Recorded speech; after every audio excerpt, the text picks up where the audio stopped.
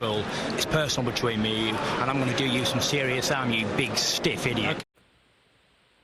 The Untouchable True School Sports Empire proudly presents something the boxing game's been missing. Hey, what's going on? It's your boy BT, and I came here to talk some boxing with the thousands of True School Sports subscribers. Now, I'm gonna tell you guys something very interesting. So yesterday, I was here in South Florida, and I was riding my scooter around town. I had to I had to take my scooter and go get it maintenance at the local shop, right? So it's kind of far from where I live, and mind you. Every like 600 to 800 miles that I drive, I gotta go take my scooter to get maintenance. It costs about like 25, 30 bucks, something like that. So I was taking it down to the shop yesterday, right? Got it fixed. And as I'm driving yesterday, I'm driving by like, one of the local areas. And as I'm driving, I see Ivan Dychko. Ivan Dychko just walking on the sidewalk. And Ivan Dychko is very hard to miss if you see him in public by himself and there's nobody on the road. He's 6'9". He's very imposing and very difficult to miss. So yeah, I saw Ivan Dychko yesterday as I was driving this way, and then he was like on the other street. So I kind of like drove past him and I said, "What's up, Ivan?" while I was driving, and I kind of turned around and stopped and talked to him for like 2 minutes or so. Asked him how long he's been in Florida, how he's doing. He told me he's been training at Warriors Gym. He told me he's been preparing very hard, and he told me that he's just ready to take his career forward. So. That was a sign from God, I guess, for me to do an Ivan Dychko video, because I haven't done an Ivan Dychko video in like a year. The last Ivan Dychko video I did was when he was sparring Tyson Fury here at Warriors Gym. So let's give you guys an Ivan Dychko update. I guess it's a sign from God to give you an Ivan Dychko update since I saw him on the road yesterday. So Ivan Dychko, the former Kazakhstan Olympian, 11-0, 11 knockouts. Still a lot of high hopes for the guy. He's still at a very good age for heavyweight. He's 31 years old. The last year, after not having any fights in 2020, last year he got back active again. He scored 2 first-round knockouts against Denis Bakhtov, and then also heavyweight veteran Alexander Ustinov. Stopped Ustinov in 1 round. So good for him. Good for him to get back active. It is worth noting that I think his career is gonna go in a better direction now because Dychko has since signed with Probellum, which I think is great because he got back active, got 2 knockouts under his belt, got the record up a little bit. Now he's fighting on June 4th in some random card in Kentucky. So you look for him to get a knockout because his opponent's gonna be a TBA, and then I think Probellum's gonna start building him.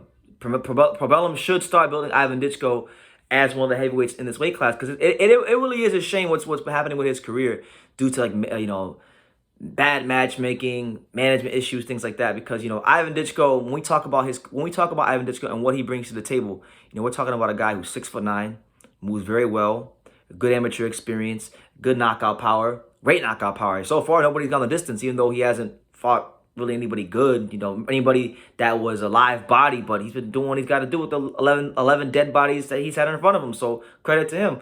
But, there's always a lot of talk in this weight class about Filip Hrgovic, who I think is a fantastic fighter, Joe Joyce, even Tony Yoka for a time before, now people won't talk about him as much because he lost. But, these guys were all around the same, all Olympians, all top upcoming heavyweights around the same age bracket as Dychko. But Dychko's kind of been like left in the dust because he's been fighting on these dark shows. There hasn't been much visibility with his career. And I just really think now these next 2 to 3 years, it has to be the years where he's building himself into one of the top heavyweight contenders. A guy that when we talk about the best heavyweights in the world, a guy that's in the mix, Now, if we go on BoxRec at this moment in time, Dychko is currently the number 46th ranked fighter on BoxRec. So if you look at the guys that are in his range after he wins this fight, the guys in his range that maybe he could fight, you see names like Marius Vach, you see names like Cassius Chaney, Johnny Rice, Johan Duhaupas, Christian Hammer. I want to see him start fighting some of these kind of names. Mike Balgoon, who just knocked out Traylor B. Morrison. I would like to see him after this fight. Stephen Shaw. I like to see him after this fight with whoever he's gonna fight one of those kind of opponents. Jerry Forrest, someone in that like top 35 range. Zhang Zhilei, The winner of Huey Fury versus Michael Hunter. I feel like Dychko's not one of these guys where you gotta like build. You don't need to build his record up to 20-0 with 20 knockouts against stiffs. He can get one more stay busy fight, and then you could legitimately match him up against a top 30 guy, a guy like Balgoon. Maybe at some point a good crossroads fight with another undefeated light heavyweight like Arslanbek Makhmudov. That'd be a great fight. Two hard punching undefeated, tanks, gargoyles of men going at it. So I feel like he's like the forgotten heavyweight prospect. He's the forgotten one. He's definitely the forgotten one because there was so much hype and so much buzz around him when he turned pro.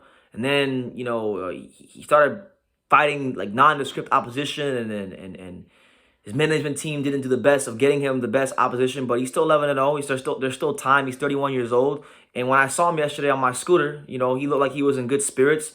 He's trained under the watchful eye and the guidance of the great John David Jackson. So I feel like he's in good hands with John David Jackson. And John David Jackson's not going to steer him wrong. But at some point, in some point soon, hopefully, you would like to see Dychko get properly tested because it's not doing him any good. And it's not doing the heavyweight division any good because this guy can fight. This guy has the power. He has the boxing ability. He has everything you'd want at heavyweight. But we got to see what we got at some point. We got to see if he's going to be the kind of guy that could sustain a spot in the top 10, top 15 as a contender. We got to see if he's a guy that can potentially challenge for world titles because, he has size, he has power, he has experience, he has all the things that all the other top guys that get hype have, like Hrgovic and Joyce and Yoka and Nagjagba and all these guys, Arslan and Makhmudov. His name should be up there, and I'm hoping now that he signed with Probellum that they can do right by his career and that he can start getting the fights that he needs so that he becomes a household name.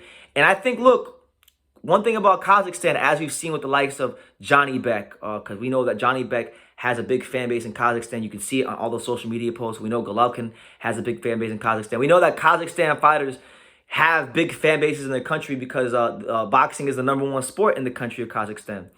And I think for Kazakhstan to have a heavyweight, that would just be something huge for the country and very, very big for boxing there. And I really feel like Ivan Dychko could, if managed properly, he could be the cash cow of boxing in Kazakhstan. But again, it has to be with proper management, and you gotta allow him to show his greatness to the world. So I'm gonna leave it at that, man. I just felt like doing that video because it was crazy. I was driving my scooter yesterday. I saw Ivan Dychko on the side of the road.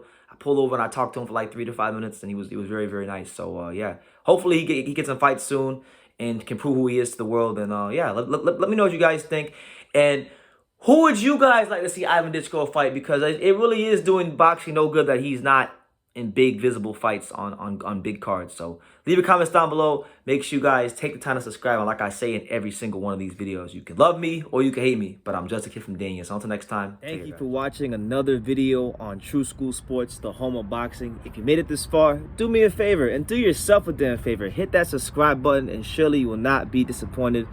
True School Sports bringing you the latest and greatest, the untouchable, boxing content, interviews, news videos, breakdowns, live fight reaction extravaganza. We've got a great community of people here, boxing fans all over the world, from America to the UK to Australia and on and on and on. So join the empire today. Hit that subscribe button. Take care and God.